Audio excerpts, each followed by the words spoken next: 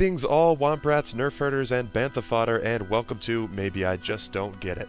In this series, we take a look at various elements of Star Wars Armada that just make no fucking sense to me. Ships, upgrades, squadrons, you name it. If that shit is trash and it's in this game, we are gonna cover it. Also, there's the distinct possibility that none of these things are trash, and inversely, I am indeed the one who is trash, but I suppose that is up to you. I am your host, Brian from the Filthy Casuals Network, aka the Forest Spoon of Endor. For today's episode, we're taking a look at everyone's favorite ship to hate, the Pelta. This show will have a couple of segments in order. It'll be backstory of the ship in canon material, variants of the ships in-game, and lastly, why I just don't get it. Without further ado, let's hop in and beat this dead horse some more. For starters, let's dip into that sweet, sweet lore. If there's anything I'm not a filthy casual about, it's Star Wars lore. Eckhart's Ladder, if you see this, you're my hero. Moving right along, according to Wikipedia, the Pelta first made its appearance in the Republic Navy as both a medical frigate and cargo ship. Strangely, neither of those roles sound particularly commandy or assaulty, but hey, what do I know? The ship was manufactured by Kuat Drive Yards, the Toyota of the Star Wars universe, and it comes in at just over 282 meters, has primary and auxiliary engine systems, and a Class 2 hyperdrive. For weapons, it has two formidable light turbo laser batteries, a small point defense system, and a small tractor beam. It saw heavy use as a medical frigate during the Republic, and was even used by the Imperial Navy for a short time. The Rebellion only ever got their hands on one of these ships, and that is the despicable beast that we are unpacking today. Phoenix Home was the flagship of Commander Sato's Phoenix Squadron, a small militant group that is featured in the totally not kids show, Star Wars Rebels. I have to admit a little bias here. I love this ship. I love how it looks. I always thought it was a thicker older brother of the CR-90, and I even started watching the show just to see it in action. Much to my dismay, it was in like 3 episodes and went out like more of a bitch than Captain Phasma. Also, I should mention minor The Last Jedi spoilers and also minor spoilers for Season 1 of Rebels, my bad. Now, nothing says, hey, let's make this into an Armada expansion, like getting blown the fuck up pretty much right after it makes its debut. Nice going, Fantasy Flight. For our second segment today, let's take a look at the ship within the realm of Star Wars Armada and the various stats and upgrade capabilities that come with it. Like all ships in this game, there are two variants, the modified Pelta class assault ship and the modified Pelta class command ship. Now, I'm guessing the inclusion of the word modified is meant to persuade me that the ship is no longer a cargo hauling tugboat like it was in the days of the Clone Wars, but instead is now a fearsome warship. Somehow, I remain unconvinced. Let's first take a look at the arguably better version of the two, the command ship.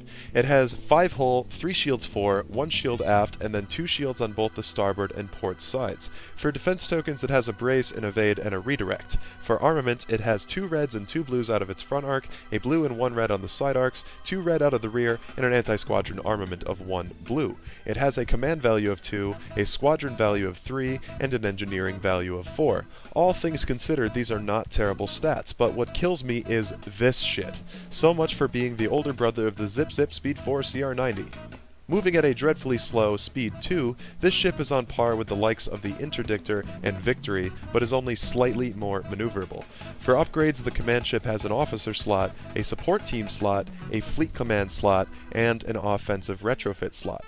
Switching over to its handicapped twin brother, we have the modified Pelta class assault ship. All of the stats are the same here with the exception of its squadron value, which is 1 instead of 3, its anti-squadron armament, which is a blue and a black instead of just 1 blue, and its upgrade slots, of which it swaps an offensive retrofit for an ordnance upgrade. I should also add that the armaments are the same on all arcs, the only exception being the blue dice from the command ship are swapped out for blacks on the assault ship.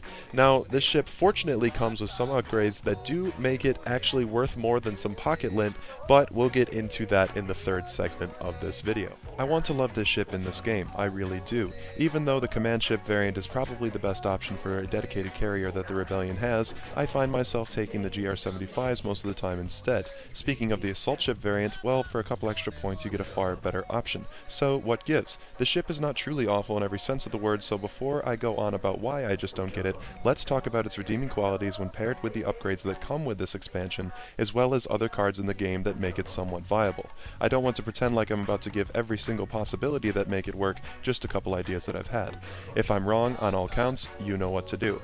The most obvious upgrade to put on either variant of this ship is engine text in the support team slot. Unlike the Victory or Interdictor, it can actually do something about its pitiful speed.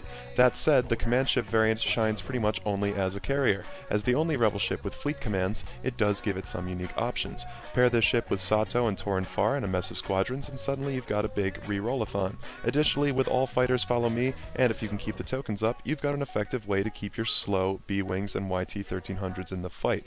In that case, I'd probably take Garm as my commander instead of Sato, and Ramus Antilles in the officer slot for some more token flexibility. Boosted comms also makes it so your squadrons aren't stuck like a car driving behind a tractor on a back road, but when you've got other options for offensive retrofits, it makes that a tough choice. I'm probably underselling it in this role, but this is how I understand how to use it best. The assault ship variant is much harder to make work, or at least it was. Before Wave 7, you'd have to putter along at speed 2 and hopefully not get blown up before you can get 1 or 2 shots off. However, now that we're in Wave 7, the ship could make for an effective Radis bomb. Admiral Radis' card text says, before deploying fleets, you may set aside one other friendly ship. At the start of any round, you may deploy that ship at distance 1 of a friendly ship. That ship cannot be deployed overlapping squadrons and cannot be the first to activate this round. So, yes, in theory, you could make the assault frigate variant work in this way, but the problem is that there are other ships that can do it better. Also, it has Command 2, which means that you can't keep it inside the profundity using that ship's title. I guess in a pinch, point-wise, this ship is fairly damning at close range for only 56 points. Give it assault proton torpedoes or some other similar upgrade, and it could actually make a mess. Now, onto the namesake of this video, why I still just don't get it. The command ship variant is 60 points naked, and the assault ship variant is 56 points. Fantasy Flight would like me to believe that this ship is on par with the likes of the Gladiator and the Nebulon point-wise. These are both very specialized ships, but work light years better in their roles, whereas the Pelta is perpetually embroiled in an identity crisis, not to mention its pitiful defense token lineup. Whenever a ship only has one of any given defense token, it leaves it extremely vulnerable to accuracy rolls. One lucky roll on a Star Destroyer could get this ship off the board faster than you can say, wait, let me check the RRG. That's why, whenever I've had success with this ship, it's because the command ship variant has managed to stay out of harm's way. The assault ship variant is almost guaranteeing your opponent 56 plus points. Maybe if you're lucky, it'll get a few hits in first. Oh, what's that? You thought you were taking ordnance experts? Ha! Psych! No weapons team slot. All of this considered good and bad, the Pelta still sucks balls.